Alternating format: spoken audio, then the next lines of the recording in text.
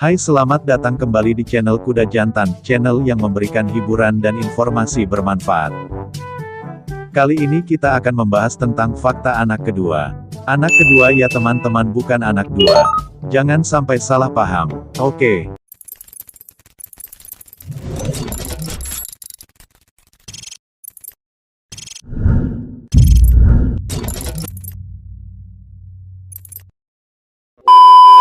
Bagi para orang tua perlu untuk mengetahui perkembangan yang terjadi pada anak kedua, karena jika tidak diperhatikan maka si anak akan merasa tidak diperlakukan secara adil.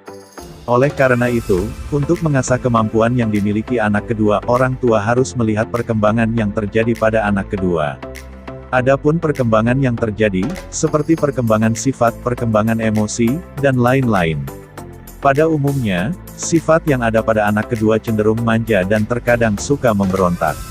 Jadi, bisa dikatakan kalau anak kedua memiliki sifat yang bertolak belakang dengan anak pertama. Sifat yang bertolak belakang ini terkadang membuat para orang tua lebih menyukai anak pertama, yang memiliki sifat penurut dan bisa diandalkan orang tua. Sebelum anak kedua merasa diperlakukan tidak adil, maka sebaiknya para orang tua mengetahui fakta-fakta yang ada pada anak kedua. Ingin tahu fakta-fakta anak kedua? Yuk simak video ini sampai habis ya. Fakta-fakta anak kedua. 1. Suka memberontak. Umumnya anak kedua memiliki sifat sulit diatur. Kok bisa sulit diatur? Itu karena anak kedua merasa kurang diperhatikan atau diperlakukan kurang adil. Hal itu terjadi bukan tanpa alasan. Anak kedua berada di tengah-tengah urutan anak dalam keluarga sehingga orang tua tidak begitu perhatian terhadap anak kedua. Jika hal ini berlangsung secara terus-menerus akan berdampak kurang baik terhadap anak kedua. Alangkah baiknya orang tua perlu menyadari akan hal ini supaya anak kedua tidak menjadi pribadi yang lebih nakal. Sering melakukan komunikasi dengan anak kedua menjadi salah satu cara yang dapat dilakukan oleh orang tua supaya mengenal lebih dekat kepribadian anak kedua.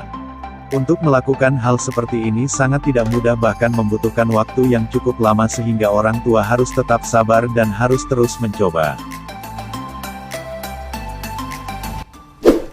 2. Selalu mencoba mencari perhatian. Urutan anak kedua yang berada di antara anak pertama dan anak bungsu. Karena hal inilah maka anak kedua selalu mencoba berbagai macam cara hanya untuk mendapatkan perhatian orang tua. Namun, biasanya orang tua tidak mengetahui bahwa anak kedua sedang mencari perhatian. Biasanya cara-cara yang dilakukan anak kedua untuk mendapatkan perhatian, seperti mengajukan berbagai macam pertanyaan kepada orang tua, selalu mencoba mengajak bermain orang tua, bahkan tidak menutup kemungkinan kalau anak kedua menjadi anak yang bandel. Apakah kamu ingin anak kedua menjadi anak yang bandel? Jadi, sesekali coba menjawab pertanyaan dari anak kedua dan kalau bisa bermain dengan anak kedua dalam waktu yang cukup sering.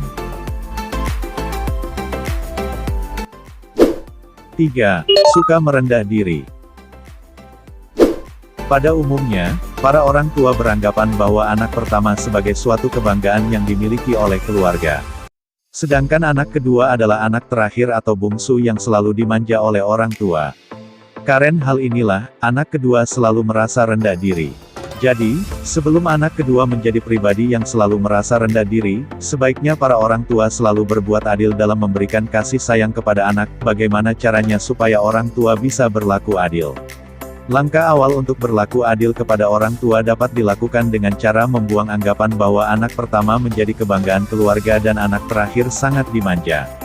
Setelah melakukan hal itu barulah orang tua mulai membiasakan diri untuk berlaku adil. 4. Sering merasa sendiri. Dalam sebuah keluarga biasanya anak kedua cenderung untuk menyendiri. Hal ini dikarenakan orang tua tidak memberikan perhatian kepada anak kedua secara adil. Karena hal itu, anak kedua merasa gagal mendapatkan perhatian dari orang tua. Bahkan, anak kedua bisa merasa kalau di dalam keluarganya ia merasa asing atau tidak ada yang mengenal dirinya. Hal ini sangat berbahaya bagi kesehatan anak kedua, baik itu kesehatan fisik atau kesehatan jiwa. Jika sudah seperti ini, anak kedua akan menjadi pribadi yang tertutup dan selalu menarik diri dari lingkungan, baik itu lingkungan keluarga, lingkungan pertemanan, dan lain-lain. Dengan demikian, anak kedua membutuhkan dukungan dan kasih sayang yang adil dari orang tua serta dari kakak dan adiknya.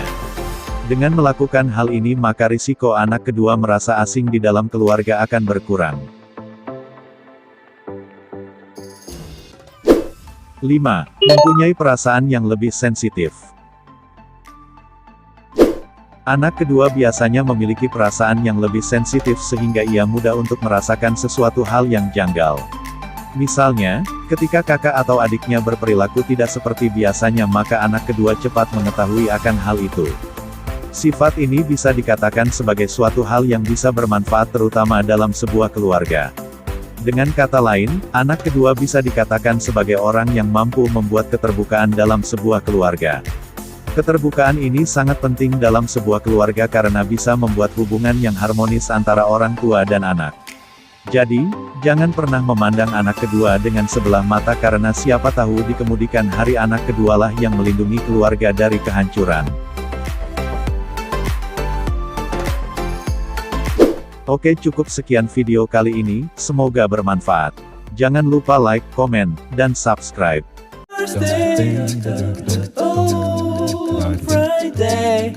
Saturday.